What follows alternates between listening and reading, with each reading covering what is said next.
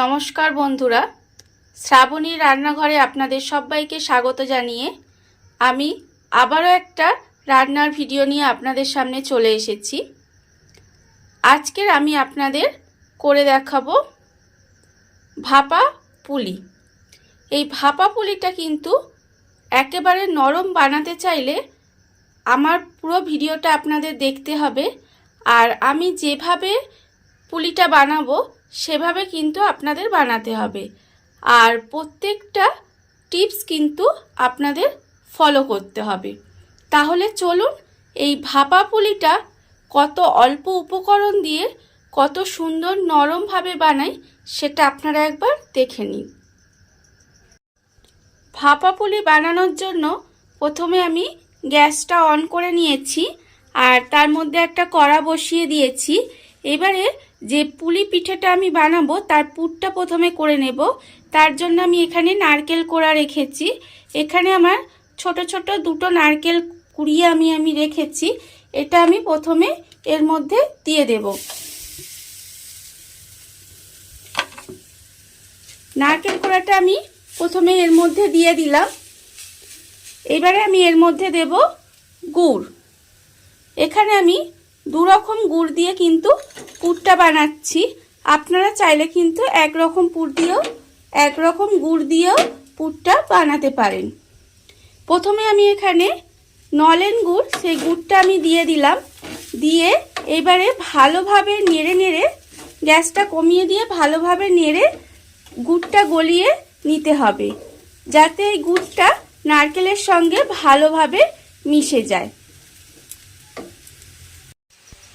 নলেন গুড়টা দিয়ে আমি ভালোভাবে মিশিয়ে নিয়েছি।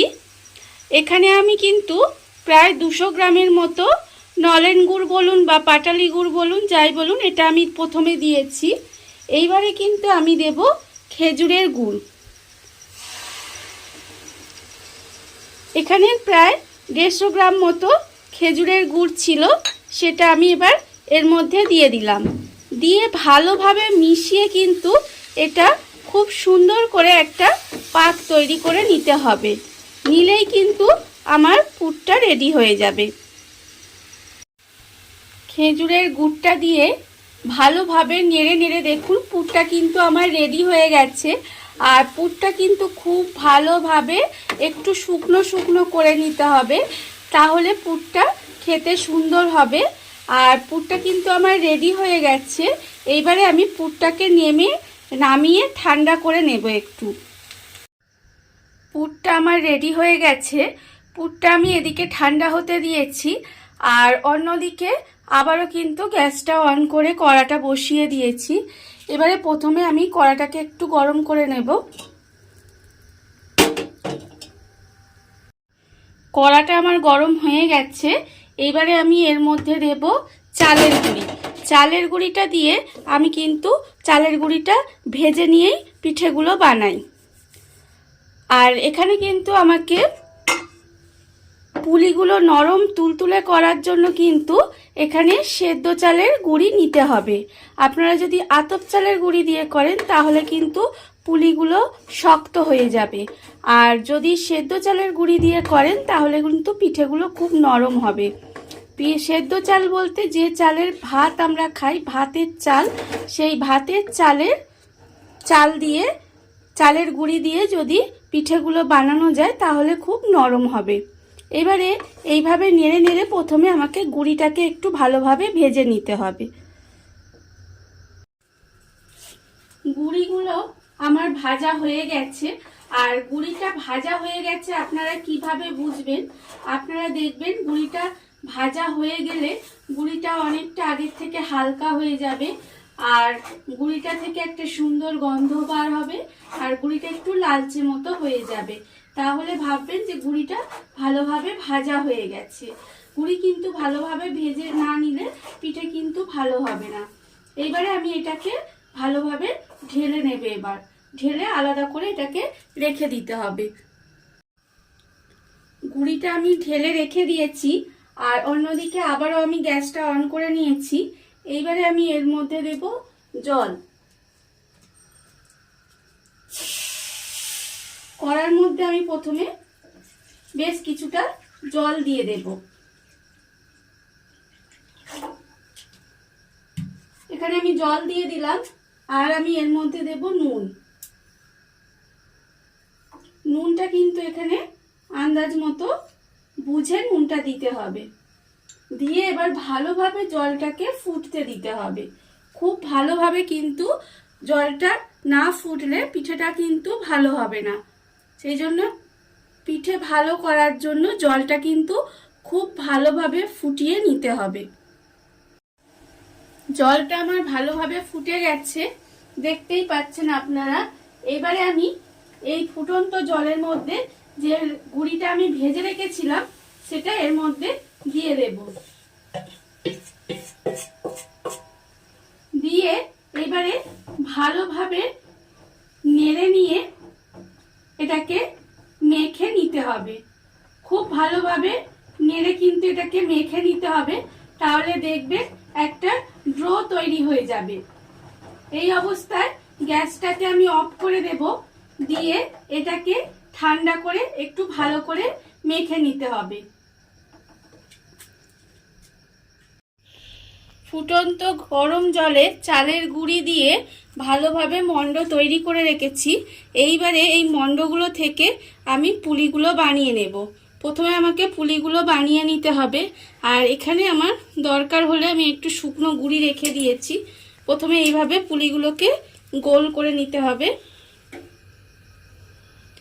গোল করে নিলাম, নিয়ে এবারে এইভাবে পিঠের খোল তৈরি করে নিতে হবে। খুব ভালোভাবে কিন্তু খোলটা আমার প্রথমে তৈরি করে নিতে হবে।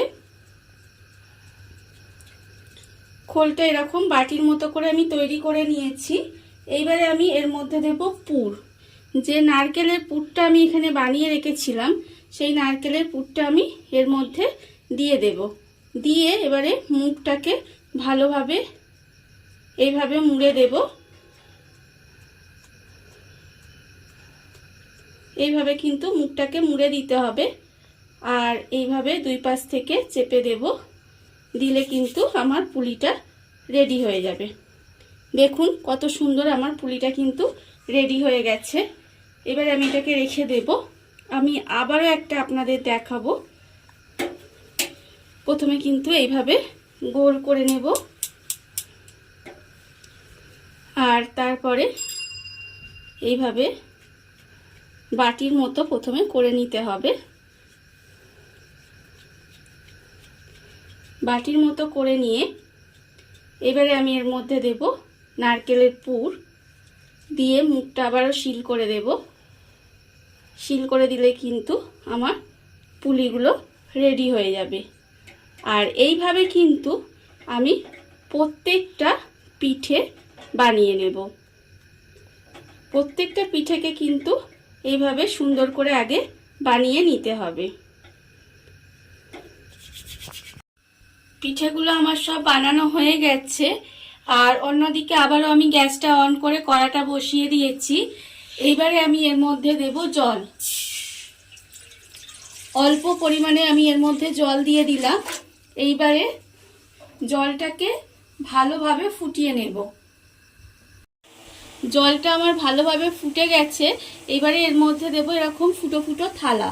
থালা এর মধ্যে আমি দিয়ে দেব। আর এখানে পিঠেগুলো সাজিয়ে দেব সুন্দর করে।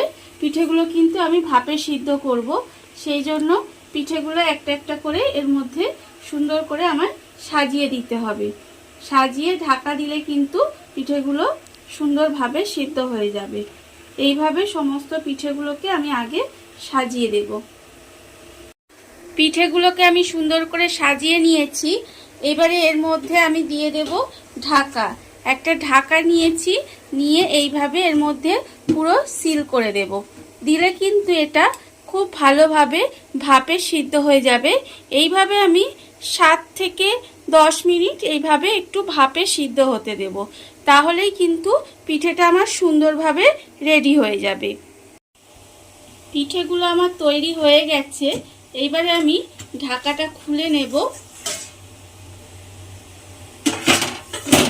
এইভাবে আমি ঢাকাটা খুলে নিয়েছি।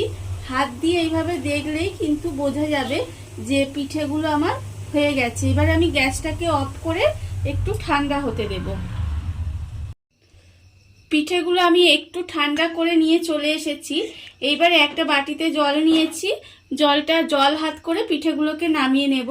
না হলে একদম যদি ঠান্ডা হয়ে যায় তাহলে কিন্তু পিঠেগুলো আবার একটার সঙ্গে আর একটা জড়িয়ে যাবে।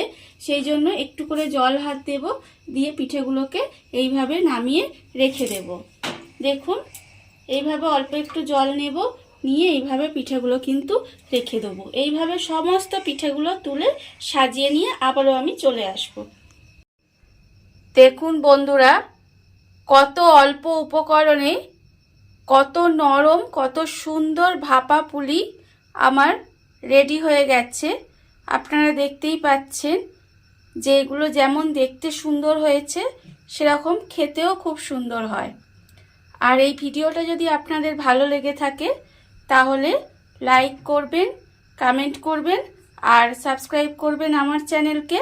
আজ এই পর্যন্ত, নমস্কার।